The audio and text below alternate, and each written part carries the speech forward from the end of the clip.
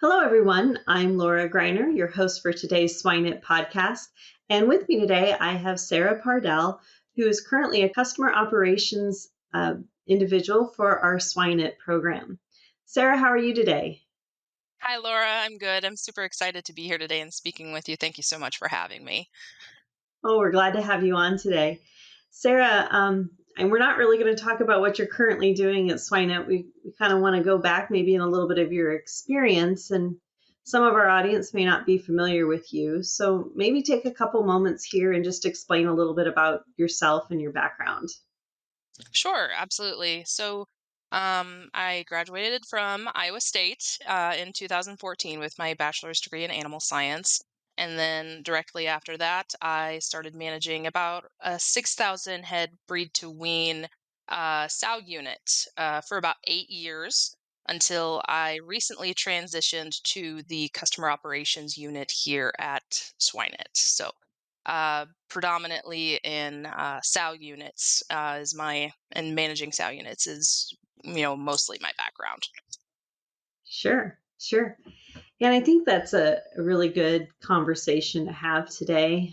We've had a series of conversations with different groups on labor and what that's going to look like going forward. And um, it's something we talk a lot about. It goes beyond labor, right? It's really how we relate to our people and our staff, and even how we communicate with our managers. And so I really kind of wanted to take that focus today rather than how can we be more efficient in the farm, but rather how do we encourage, support, train, educate our farm staff that we do have. And so maybe let's kind of start a little bit farther in your background. Did you have much swine experience before you jumped into your first job? Um, I did do a couple internships while I was in college, and even farther back than that, I volunteered at a couple finishers as well. Through your local 4-H programs and things like that. So they always tell you in college you're going to change your major about 4 times or 3 times or whatever it is they say, but I actually didn't. So I started off with the finishers in 4-H in high school, and then I did a couple of internships throughout college as well, which took me through all of the phases of swine production. I toured boar studs and nurseries and sow units and finishers. So before I started managing my sow farm, I did have some previous experience in college. It wasn't my first time stepping foot on a sow farm. I'm happy to say I had some previous experience before taking on that challenge. Sure, sure. And that's good. And that's probably actually a rarity that we see today. Probably some of your employees that you worked with on the farm had never really worked around pigs. And so, how do you first approach? Let's start there. How do we first approach an individual who maybe this is their first time working on a farm or certainly working around pigs? Absolutely. So that's pretty much the norm nowadays. You don't get a whole lot of people with any animal experience at all, let alone specifically swine experience on these sow units. So it is incredibly important to lay a good foundation for these new employees who are stepping foot into our doors, right? So not everywhere requires you to shower in. For example, nobody's going to have any experience showering into these facilities, and that's kind of that's a weird thing for most people. It's not a common thing in any other industry, I don't think. So laying a solid foundation and just making people feel as comfortable as you possibly can, and everybody likes being greeted with a smile, right? And I think having your setup as soon as they walk in the door, do they have the right clothes? Do they have the right boots? Do they have, is there an established training program for them to follow? And it's super important to have a training buddy as well, I think. So just to show someone there on the farm, what does this look like? What does it smell like? How to get around, basic things. Where's the fridge? For example, I mean, I think these are things that get overlooked, but I also think they're incredibly important, especially in terms of turnover rates and things like that, because they're ever since COVID, of course, there's been, an increasingly common labor shortage, I guess, and the labor issue. So, whatever we can do to retain those employees that do end up walking through our door, is optimal. So, yeah, I think laying a great foundation for the first day is the main point here. And most people are going to decide whether they're going to stay or walk out the door for the last time on that first day. So and Mhm. some of that's going to happen as well with people who've not worked with animals before. They're not going to like it's going to be too noisy, it's going to smell, I am not comfortable with showering in every single day and showering out every single day, for example. So it's not going to be right for some individuals, but if we can make that first day process as smooth and easygoing and pleasant as we possibly can, I think that would be leaps and bounds. Mhm. I think you bring up a really good point. I was talking to a producer one day about, what they do for their first day with their employees, and we even got into the discussion of, well, when the employee comes to the farm, if they get a new pair of coveralls, they get the new undergarments, and they get a new pair of boots. And again, that's something that I really didn't think about because I'm used to going on so many different farms, and you just grab whatever is there. But for somebody who maybe isn't as comfortable on these farms, even a new pair of boots can go a long ways versus saying, well, just grab whatever pair. I mean, is that something that you found as well, or is that just kind of a nuance to this individual's way of introducing employees?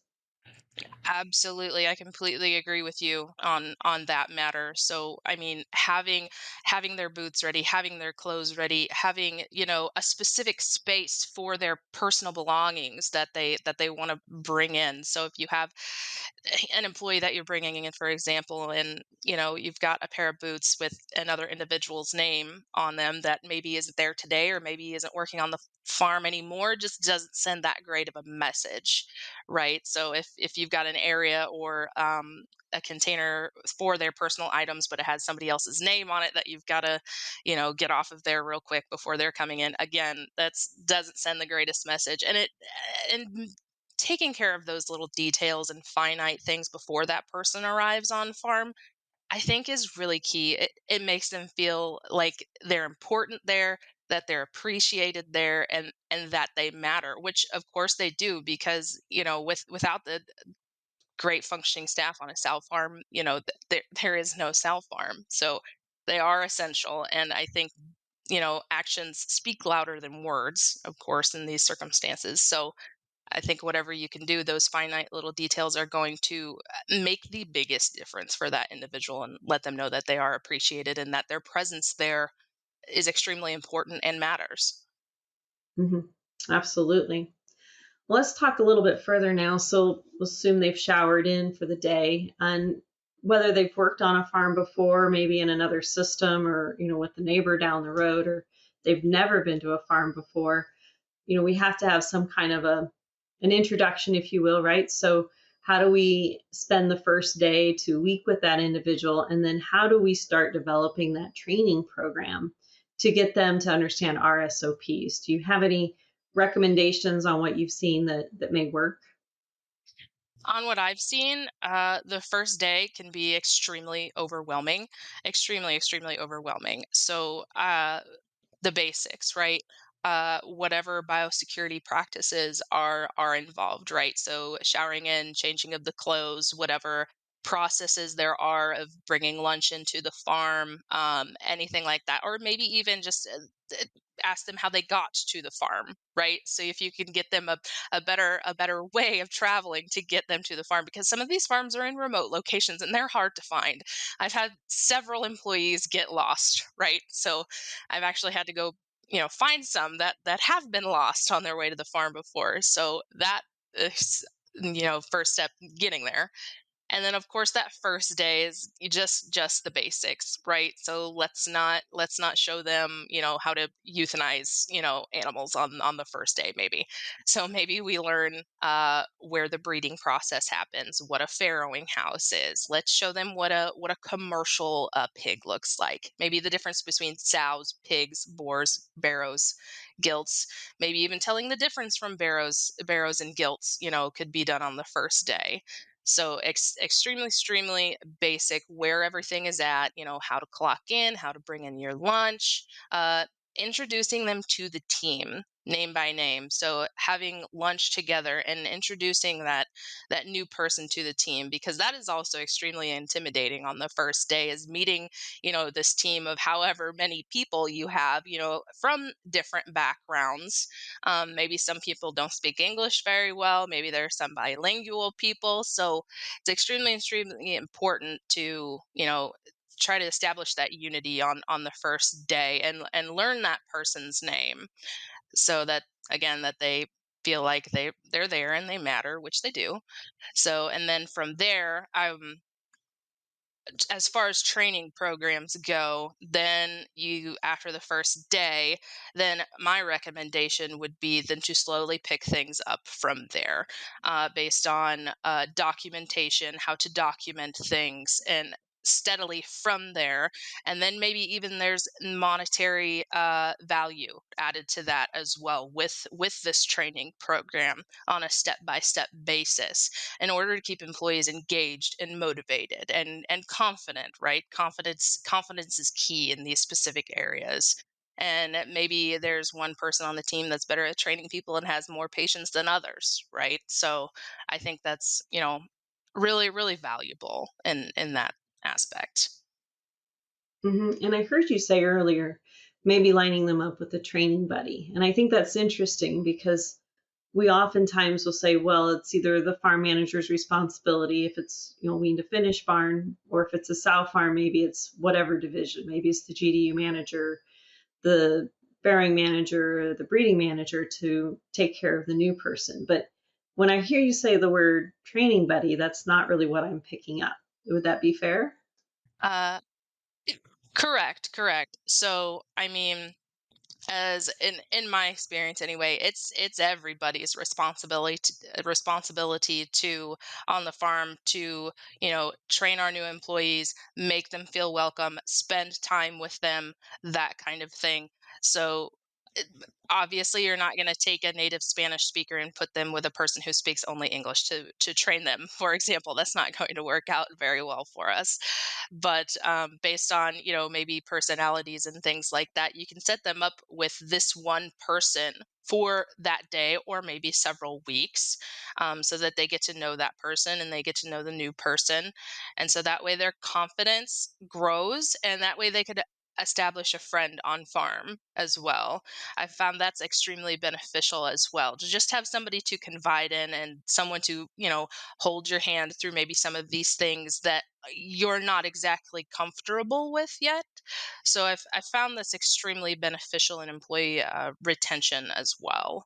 Is to have a training buddy there with them, for example, just to kind of guide them through the processes, because it is extremely intimidating stepping foot on that sow farm and working with live animals, especially sows. People don't realize how big sows actually are. You go to the fair and you see show pigs, and that's what they're expecting. And no, not quite.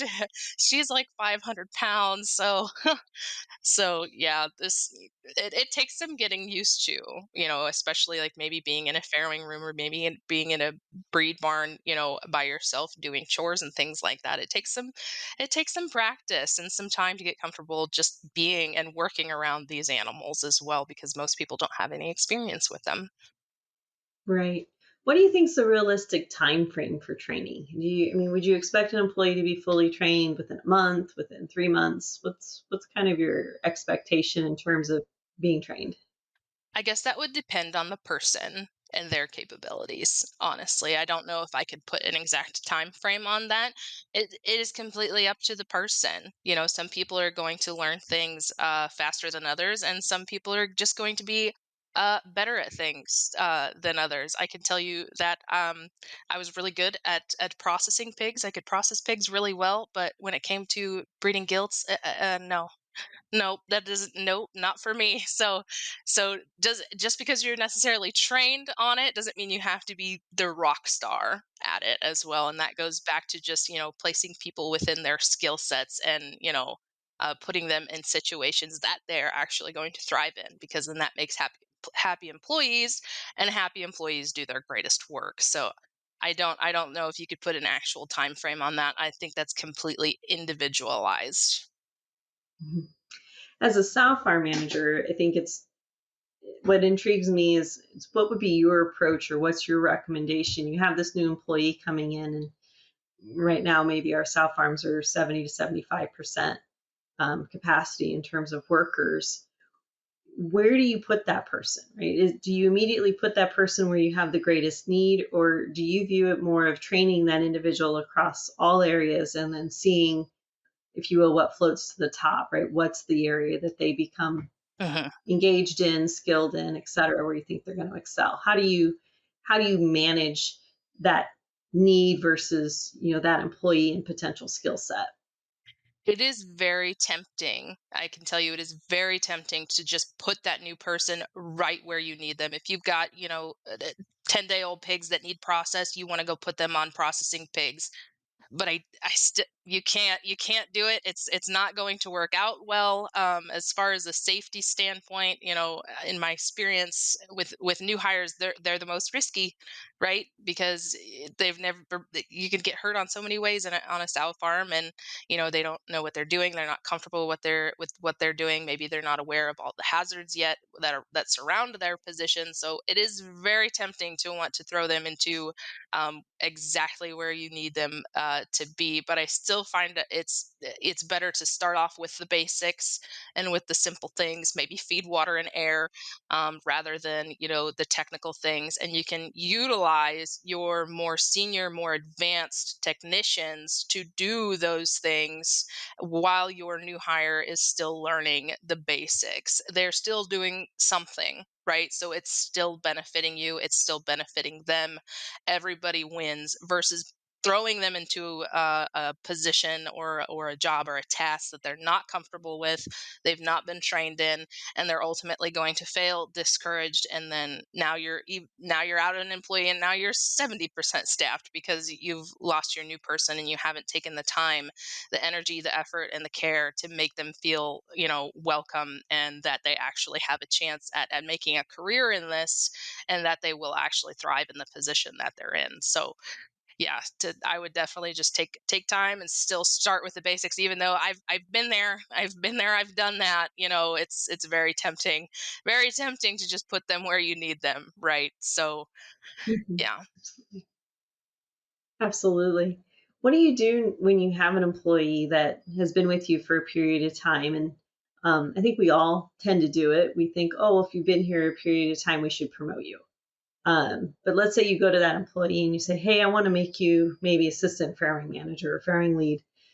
And they say, no, no, no, I'm happy doing day one care. I'm happy processing. Um, how do you handle, I'm going to go both directions. How do you handle the employee who's content being where they're at, but yet still trying to give them motivation and desire to continue doing the job that they want to do? And how do you take the individual that has come to you and said, I want to do more? And you think they're capable of doing that? How do you do both the coaching and the training to develop those individuals further? So for the first person, the one I want to promote but doesn't necessarily want the added responsibility. Not everybody's born to be a leader. Not everybody wants to manage people. There are people who are comfortable in the position that they're in, and we need those people. They are absolutely essential. And not everybody wants that added responsibility. So I guess to keep them motivated and engaged with their current position, I would set short and long term goals for that person, right? Based on the productivity of the farm. So if they were in day one care, let's say, goals and expectations that would be to decrease stillborn rate to, whatever percentage, right? Or, that kind of stuff to make sure we're doing rounds every so often, for example. So short and long term goals for that person specifically within their position that they do probably on a daily basis in order to keep them motivated and keep them engaged, and also let them know that they are essential and that they are important. I think it's important to address from to be extremely empathetic in that position as well. I mean, how would I feel if I was turning down a promotion? I might be scared of some backlash or, retaliation or things like that. So I guess reiterating that, just because they turned down the position doesn't mean that they're, going to be held accountable any different way than any other person on the farm. So I think that would be extremely important to address to that individual to make sure that they know that. And secondly, I guess for the individual who wants to go further and wants to be promoted, I guess there would be a specific training track for that as well. So if it would be like a farrowing leader or manager or whatever would be the case, it would be obviously to know the farrowing house, be able to manage the farrowing house. I guess in my absence, I guess in my absence, if you could manage the farrowing house completely and totally, that would be, that would be the main aspect and goal of that. And whatever that would take, I guess maybe one-on-one time with me, I guess learning, how the farrowing house kinds of runs and works, and obviously all the details that go into the farrowing house as well, from farrowing out sows to processing pigs to weaning pigs, that kind of thing. So I would follow a specific training track for that individual as well, who actually wanted to be promoted, when obviously we want those people as well, of course. So Absolutely. Absolutely. And one of the things that I like to see that goes along with that, that sometimes I think we miss, is really focused around that leadership or how to be a manager. Right. Again, some people it's just seems leadership and those types of traits just are natural to them. But so many of us don't learn those skill sets very easily or just don't have them as innate kind of mindsets. And so I always like to see them pick up whether it's something like a disc or a strengths finder so they can learn how to communicate with people or identify people on their teams, or even just go through a simple management thing on, what do you do if you have an employee who's done something wrong? How do you retrain? How do you, even just document, right? Document those incidences so that if you do unfortunately have to let somebody go, right, you at least have the paperwork lined out and help them figure out how to do that management part. Is that something that you see is needed, or do you think it's really more no, we need to focus on the tasks within the farm and let those innate abilities shine through on those individuals? oh, absolutely. The additional training is needed, right? So you have people with maybe a natural leadership ability, which is great. But I think the foundation for that leadership with leadership training and learning how to work with people and how to manage people and how to motivate, coach, develop, hold people accountable is absolutely needed for everyone, no matter where your status is, and even follow up trainings as well. I'd been a manager for 8 years, right? And I would still, be learning things as a manager on what are the best ways to engage my team, to motivate my team towards success, that kind of thing.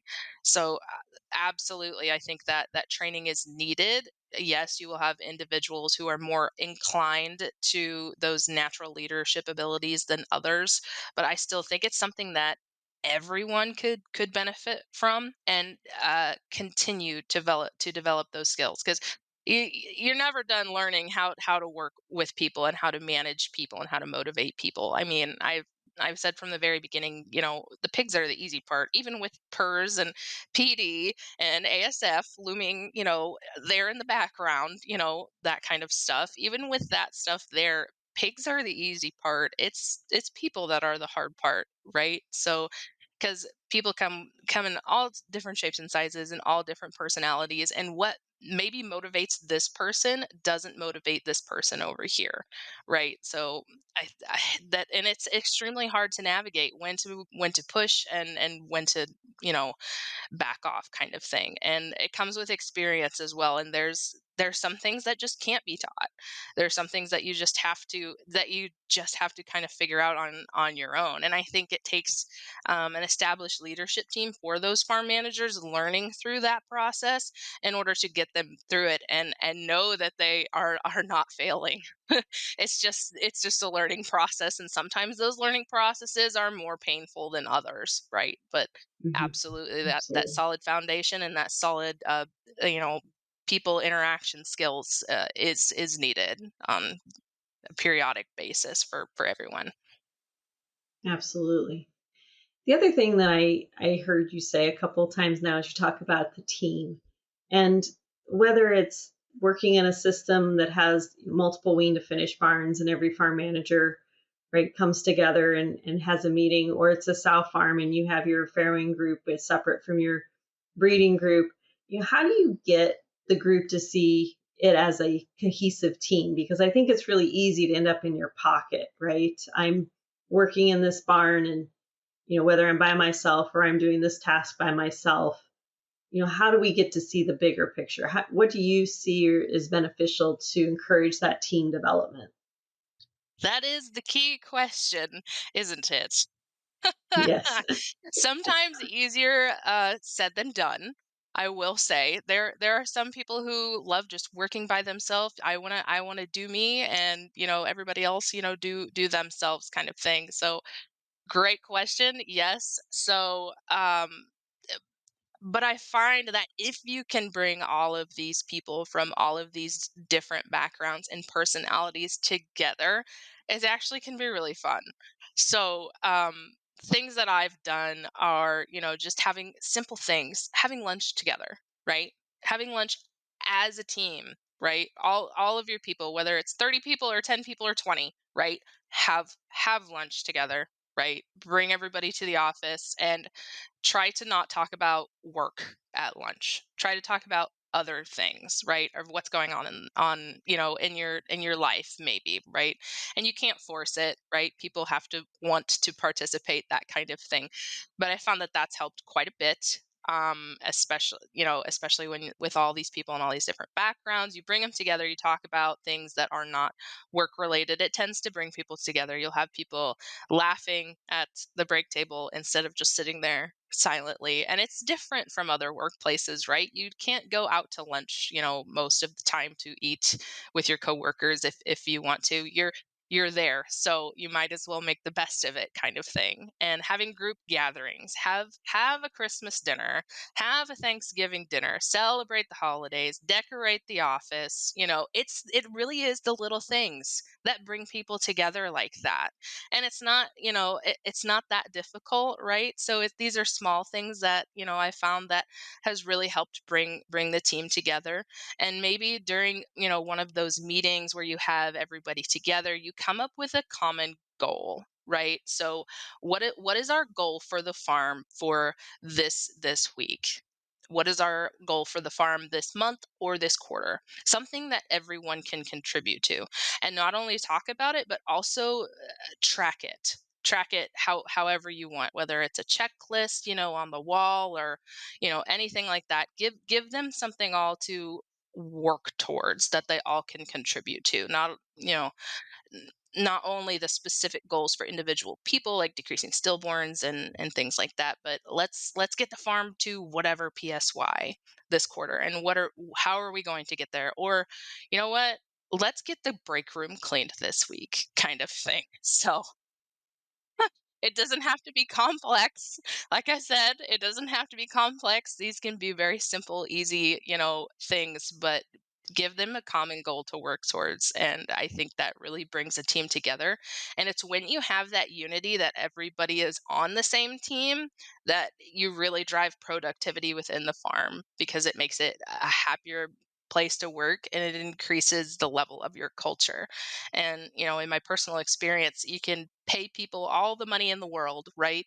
But if their workplace is somewhere that they feel like they don't belong, or it's just unpleasant to walk through that door every morning, they're not going to stay. And the higher turnover rate you have, and then you have to start over with training those people then on the first day, showing them the basics, taking your time, and then you're kind of just shooting yourself in the foot, so to speak. So I think it really goes to show, developing that culture and developing that team is actually going to be highly beneficial in the long run. You're going to keep your staff, you're going to drive your productivity on the farm, and it's going to be a great place to work. So definitely.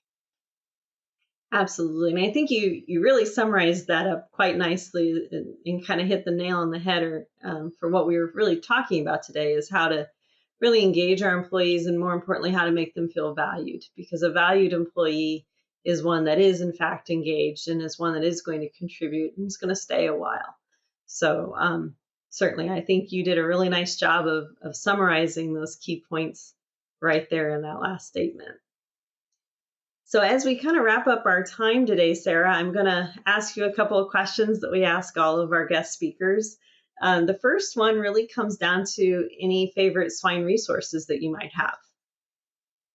Okay, I might be a little bit biased, but I do love the Swine It podcast. All right. So and I'll tell you why, I guess, not only because I work with them, but because it allows you to get so many different perspectives from so many people within our industry in such a short amount of time, right? So working in the industry that we work in, maybe it's biosecurity, maybe it's because the farm's 50% staff, but you can't get to, everywhere across the world to pick these experts' brains on, their areas of expertise. So the dissemination of knowledge in such a short amount of time in a conversational aspect like we're doing here is really easy and it's convenient. So I would have to say the Swine podcast, of course.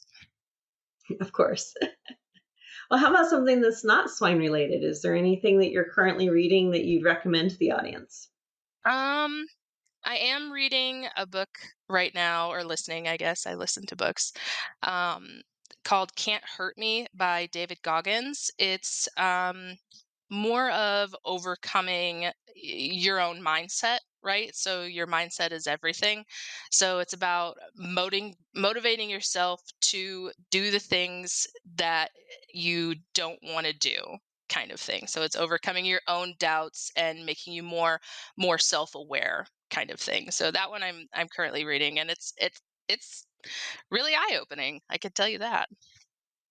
That's interesting. I haven't heard that one yet. I'll have to look that one up. So the last question we ask is really around, if you can think of somebody in your life that you've defined as successful, what's a key trait that they have that you think's allowed them to be successful? Hmm. I would say they would have a great amount of perseverance, um, flexibility, and adaptability, I would have to say. So those three things I think are very key to being successful, because the road to success, they say, I know it's corny and cheesy, but it's not straight. The road to success is not straight, right? So there's bumps and curves and everything else. But if you can be flexible and adapt and persevere through anything that comes in your way, you're bound to succeed at some point or another. Absolutely. I think those are great traits to have for sure, especially in today's environment. We have to be adaptable. There's no doubt about it. Absolutely. Well, very good. Well, I want to thank you again today, Sara, for your time. And for our audience, just a reminder, this is Sara Pardall, who is part of Swine It currently as the within the customer operations unit. So, Sara, thank you again, and it was a pleasure to have you on. Thanks, Laura. Imagine if, with a few key concepts, you could have the potential to create a massive positive impact by bringing from hundreds of thousands to millions of dollars for swine producers. Join us on this small group and go to the next level of swine nutrition on this 7-week-long elite online training in applied swine nutrition and feeding by myself and my world-class invited speakers. Additionally, you enjoy an exclusive community to exchange ideas. Go now to www.eliteswinenutritionist.com.